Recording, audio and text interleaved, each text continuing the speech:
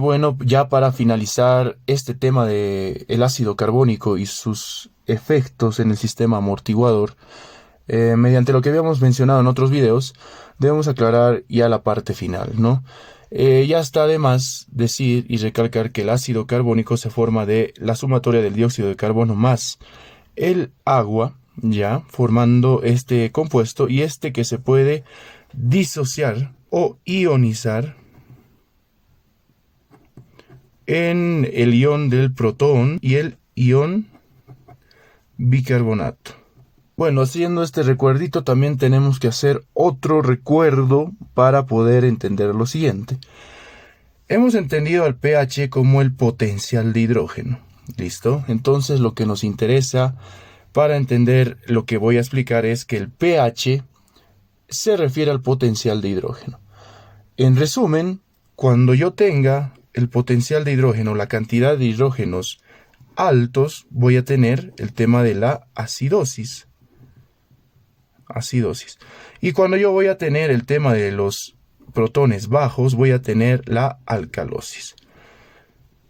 Entonces, pese a que existan otros iones, pese a que existan otros elementos químicos, lo que me interesa en el pH es el potencial de hidrógeno. Y bueno, para explicarlo, vamos a hablar específicamente de la relación del pH con amortiguadores en este video, ¿no? La relación va a ser la siguiente. Primero tenemos que asumirla al tema del riñón, ¿no?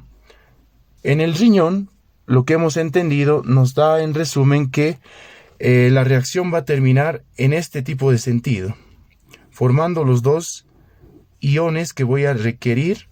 Por tanto, vamos a hacer énfasis en el protón y el ion bicarbonato, en cuál vamos a hacer en sí la actividad primordial, ¿no? Va a ser específicamente en el protón, el ion del hidrógeno, donde cuando yo tenga su retención, ojo que la retención habíamos dicho que es activa, a menos que haya una enfermedad ya renal instaurada, como puede ser la insuficiencia renal, ¿no? En ese caso ya de tener una patología ya instaurada, tanto en el pulmón o en el riñón, vamos a tener que va a haber ya alteraciones notorias que pueden dejarnos, sí, en este caso, una retención que pueda dañar no solo a la vía urinaria mediante la secreción ácida de la orina, sino también puede hacer una afección sistémica, ¿no?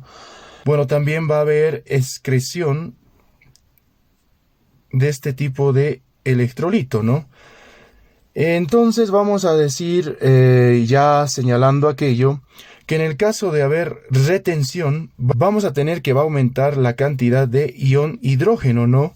Lo cual nos puede considerar ya para una acidosis o ser factible ya para conseguir una acidosis como afección. Y bueno, en el caso de haber excreción, vamos a tener que la cantidad de hidrógenos pues va a bajar. En este caso, se consideraría como ya un efecto de generarnos la alcalosis. Entonces tenemos, a partir de la función renal, que este principal ion es el que nos va a generar la alteración tanto de acidosis o como de alcalosis. Bueno, el ion bicarbonato habíamos dicho que es un amortiguador que va a servir por excelencia. Sin embargo, con relación a acidosis y alcalosis, no podemos determinarlo solo por concentraciones del ion bicarbonato. Lo que nos interesa es que el potencial de hidrógeno sea afectado, no el ion bicarbonato. Por tanto, no lo relacionamos con efectos de acidosis ni alcalosis si encontramos solo específicamente el ion bicarbonato. Ya podemos anexarlo, como habíamos visto en un anterior video, una vez que haya acidosis o alcalosis, para determinar si esta es metabólica, ¿no? Bueno, entonces vamos a decir también que tenemos el otro órgano que va a ser el pulmón. El pulmón va a ser la regulación porque va a tener como participación a estos dos elementos químicos, ¿no? En el riñón teníamos los otros elementos químicos que eran los iones. Bueno, y en este caso vamos a tener el dióxido de carbono y también el agua, ¿no? ¿Cuál va a ser el que va a tener mayor relevancia? Al igual que en el riñón teníamos el ion hidrógeno, ¿ya? En acá vamos a tener mayor relevancia por el dióxido de carbono, que sí nos puede generar una alteración del pH, ¿no? Vamos a decir, como habíamos visto en un anterior video, que esto nos puede generar pérdidas del CO2 o también retención del CO2. Bueno, al haber las pérdidas del CO2, vamos a entenderlo también como que va a haber hiperventilación. Al haber las pérdidas, lo vamos a entender como que va a haber hiperventilación. Y al haber retención, como que va a haber hipoventilación. Bueno, aclarando esto, vamos a decir que en el caso de haber pérdidas podemos estar ante un caso de alcalosis. Bueno, al haber pérdidas vamos a estar ante un caso de alcalosis y al haber retención vamos a estar ante un caso de acidosis, ¿no? Entonces, tiene relación específicamente con la alteración, si es bien de pérdida o retención del dióxido de carbono, ya que las pérdidas nos generan hiperventilación y así la alcalosis. Y en el caso de retención nos generan hipoventilación y así las acidosis. Esa es la cuestión. Entonces un factor predisponente será la alteración de este tipo de elemento químico, ¿no? Algo que hay que mencionar respecto al agua es que este tipo de componente químico igual no nos va a manifestar algún tipo de alteración si se afecta, digamos, en nuestra reacción del ácido carbónico en el sentido correspondiente hacia la función pulmonar. No, pero hay consideraciones que hay que hablar acá, ¿no? Así como que pues el agua puede desarrollar también pérdidas mediante vía respiratoria. O sea, perdemos agua mediante la vía respiratoria. Y hay un porcentaje que es de 300 a 400 ml que perdemos en el día, ¿no? Esto se realiza mediante vapor de agua durante la exhalación. Entonces tenemos ese tipo de entendimiento acá, ¿no? Uno pierde agua mediante vapor en la exhalación correspondiente, ¿no? Este tipo de pérdida se denomina pérdida insensible. Pérdida insensible.